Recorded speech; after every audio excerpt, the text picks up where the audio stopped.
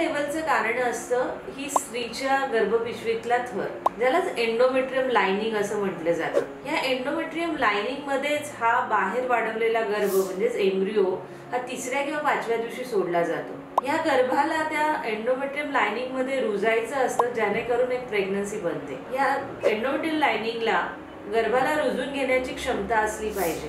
ही क्षमता तिचा थराची साईज म्हणजे लाइनिंग किती जाड बनलेली आहे, कशा पद्धतीची ती सोनोग्राफीवर दिसते, त्याच्यानंतर त्यातला रक्तप्रवाह कुठल्या लेवलपर्यंत जातोय, या सगळ्यावर तिचा सकसता अवलंबून असते। जर आपली एंडोमेट्रियम लाइनिंग थीन असेल किंवा त्यातली व्हॅस्क्युलरिटी किंवा ब्लड फ्लो कमी असेल तर त्याची क्षमता कमी होते आणि त्यामुळे एम्ब्रियो तिथे रुजत नाही आणि IVF सायकल फेल होऊ शकते।